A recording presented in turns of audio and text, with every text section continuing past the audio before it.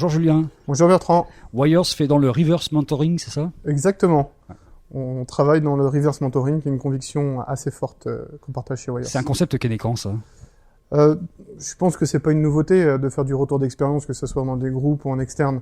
Mais ça s'est vraiment accéléré ces derniers temps, compte tenu de la révolution technologique que les entreprises sont en train de vivre aujourd'hui. Les entreprises qui veulent toutes avoir un esprit start-up qui flotte à l'intérieur, mais c'est bien compliqué.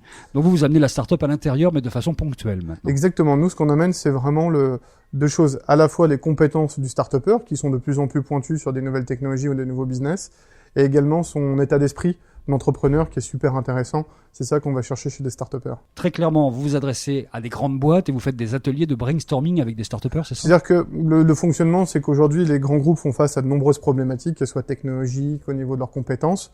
Et en fonction d'une problématique précise, on leur met le bon start-upper en face, qui va être capable, par son expérience passée et qu'il est en train de vivre, être capable de restituer son retour d'expérience et de challenger la problématique du client. Il va passer combien de temps avec eux? Ça peut être quelques heures. On a vu dernièrement, un projet a été déverrouillé en même pas une heure. Il y a réellement un impact sensible du fait que des start-upers débarquent sur un projet qu'ils ne connaissent pas, dans une grosse boîte dont ils ne connaissent pas les codes, et arrivent à déverrouiller des choses. Justement, c'est là le point fort de cette démarche, c'est que justement, il est pas imprégné des codes, il vient avec un regard neuf et externe, et du coup, lui, par rapport à son expérience, il arrive rapidement à voir comment un modèle qu'il a étudié de son côté arriverait à se transposer dans un autre métier ou sur une autre problématique. Quel genre de start-upers vous faites venir pour l'instant? Des start-upers confirmés. Ce que j'appelle confirmés, c'est des gens qui ont déjà lancé une entreprise avec succès. Et voire certains qui ont déjà même de nombreux salariés. Est-ce que vous faites le rôle d'un peu d'accoucheur d'idées pendant la session? On est un peu l'agence matrimoniale, nous, version start-upper et grand groupe. On est très bon dans tout ce qui est business model, des nouvelles méthodologies type Lean Startup qui sont en vogue dans les entreprises. Et ça nous aide après à bien orienter notre casting. Comment est-ce qu'on arrive à décider une grande boîte qui n'est pas habituée à ça, mettre un peu sur la table son nouveau projet, celui qu'elle essaie de cacher un petit peu de la concurrence pour le faire challenger comme ça?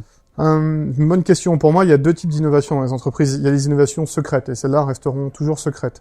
Maintenant, l'avantage de collaborer avec des start-upers, c'est surtout de gagner du temps et d'identifier de nouvelles opportunités qu'ils n'auraient peut-être pas vues par eux-mêmes.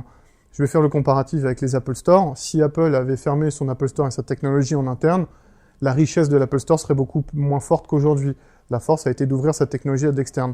Donc je pense que les entreprises, justement, au niveau de leur innovation, font un peu le même principe. C'est-à-dire qu'elles ouvrent certaines poches de valeur à l'externe pour voir quelles sont les nouvelles opportunités qui pourraient être identifiées. Et surtout, elles gagnent un temps très précieux. Ça coûte cher un start-upper à la journée pour une grosse boîte ou pas?